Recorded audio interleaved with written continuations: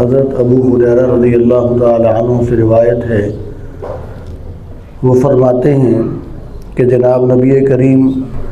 صلی اللہ علیہ وسلم نے ارشاد فرمایا کہ میری امت کو رمضان کے مہینے میں 5 خاص چیزیں دی گئی ہیں جو کہ اور کسی کو نہیں دی گئیں۔ فرمایا کہ ان میں سے سب سے پہلی چیز یہ کہ ان کی جو منہ کی بدبو ہے وہ اللہ تعالیٰ کو مشک سے بھی زیادہ محبوب ہے، اور فرمایا کہ دوسری چیز یہ کہ دریاؤں کی، سمندروں کی مچھلیاں بھی روزے دار کے لیے دعا کرتی ہیں۔ اور پھر فرمایا کہ تیسری چیز یہ فرمایا کہ روزے داروں کے لیے جنت کو سجا دیا جاتا ہے، اور پھر جنت اللہ تعالیٰ سے کہتی ہے کہ وہ روزے دار کہاں ہیں؟ تو اللہ تعالیٰ فرماتے ہیں کہ میرے بندے عنقریب دنیا کی مشقتیں اپنے اوپر سے پھینک کر تیرے پاس آنے والے ہیں۔ اور فرمایا کہ چوتھی چیز یہ کہ اس مہینے کے اندر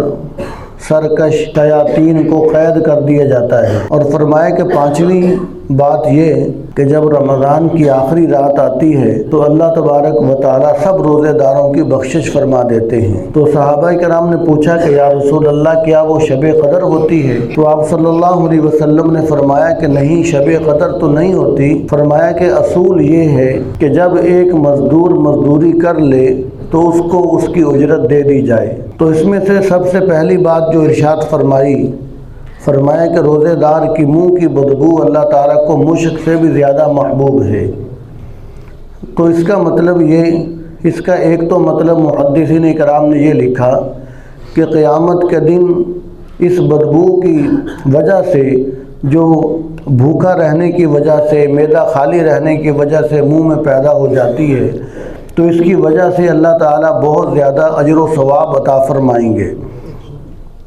اور محدثین کرام نے لکھا کہ دوسرا اس کا مطلب یہ ہے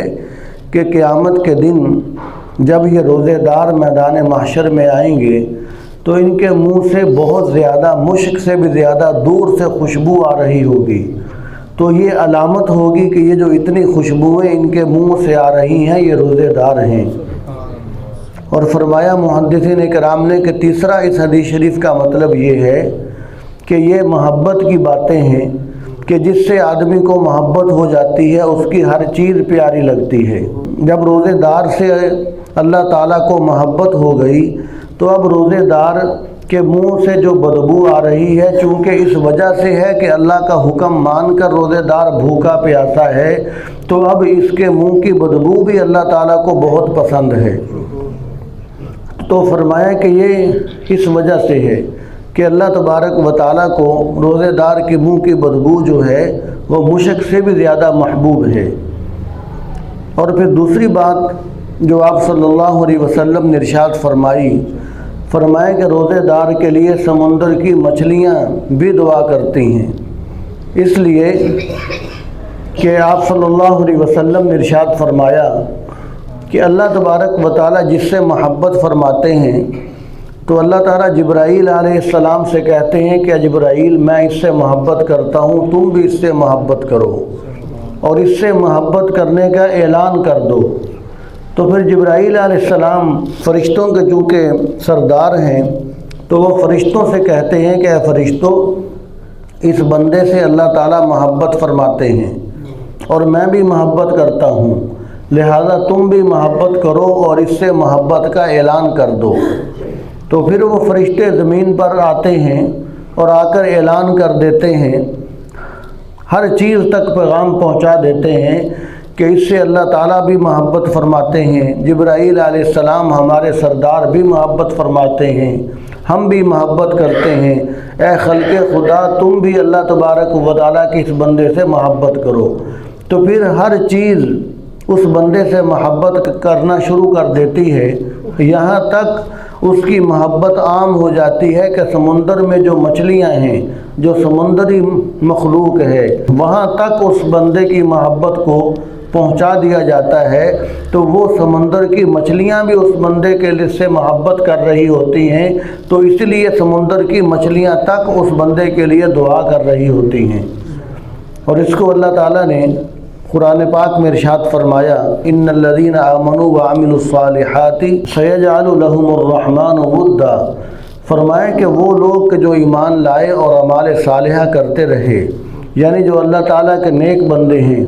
فرمایا کہ اللہ تبارک و تعالیٰ ان کے لیے محبت رکھ دیتے ہیں، محبت کو عام فرما دیتے ہیں، یعنی لوگوں کے دلوں میں، مخلوق کے دلوں میں اس کی محبت کو ڈال دیتے ہیں۔ تو اس لیے جب روزے دار صرف اللہ تبارک و تعالیٰ کی رضا کے لیے روزہ رکھتا ہے، اور روزہ ایسی عبادت ہے کہ جس میں دکھلاوا ریاکاری ہو ہی نہیں سکتی، اس لیے کہ وہ تنہائی کے اندر بھی کچھ بھی نہیں کھا پی رہا، اور وضو کی حالت میں بھی، اور جب وضو کرتا ہے تو کلی کرتے وقت سارا پانی نکال کر باہر پھینک دیتا ہے، ایک قطرہ بھی حلق سے نیچے نہیں لے کر جاتا۔ تو چونکہ اس کا روزہ محض اللہ کے لیے ہے، تو پھر اللہ تبارک و تعالیٰ کے لیے جب روزہ ہے تو اخلاص اس میں شامل ہو جاتا ہے، تو اس لیے اس کے اندر ریاکاری نہیں ہوتی۔ تو جب اس میں ریاکاری دکھلاوا نہیں ہوتا تو پھر اللہ تعالیٰ اس کے لیے محبت کو بھی عام فرما دیتے ہیں۔ آخری بات، جس طرح ایک بادشاہ کے بارے میں آتا ہے کہ وہ بادشاہ، اس کی بڑی ٹھاٹھ باٹھ تھی اور وہ بادشاہت کیا کرتا تھا، تو ایک دن اس کے دل پر چوٹ لگی اور اس کو خیال آیا، تو اس نے بادشاہت کو بھی چھوڑ دیا، ہر چیز کو چھوڑ چھاڑ کر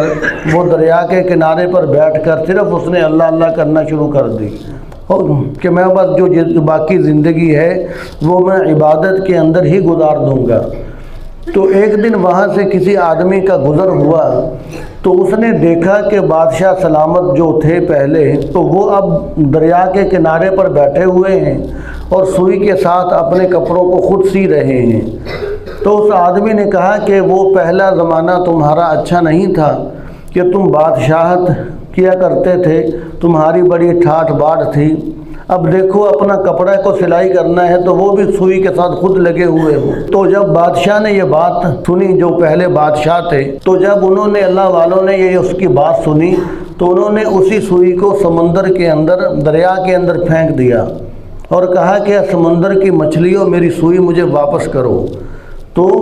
وہ آدمی کیا دیکھتا ہے کہ تھوڑی ہی دیر کے اندر جو سمندر کی مچھلیاں ہیں یا جو دریا کی مچھلیاں ہیں وہ باہر نکلیں اور ان کے منہ کے اندر ایک ایک سونے کی سوئی ہے۔ تو ہر ایک مچھلی سونے کی سوئی منہ میں لا کر انہوں نے اپنا منہ اس پانی سے باہر نکال لیا۔ تو پھر بادشاہ کہنے لگے کہ مجھے آپ بتاؤ کہ وہ بادشاہت بہتر تھی یا یہ بادشاہت بہتر ہے؟ تو رد کرنے کا مقصد یہ کہ جب آدمی اللہ تبارک و تعالیٰ کا ہو جاتا ہے تو پھر اللہ تبارک و تعالیٰ اپنی مخلوق کے دلوں کے اندر بھی، اپنی مخلوق کے اندر بھی اس کی محبت کو عام کر دیتے ہیں۔ اور یہی وجہ ہے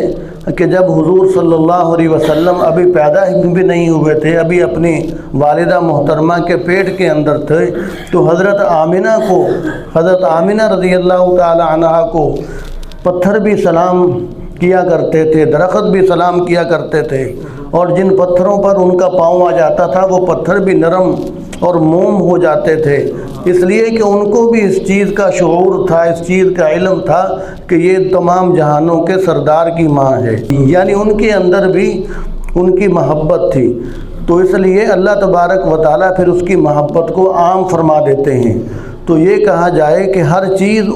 پھر اس بندے سے محبت کرتی ہے،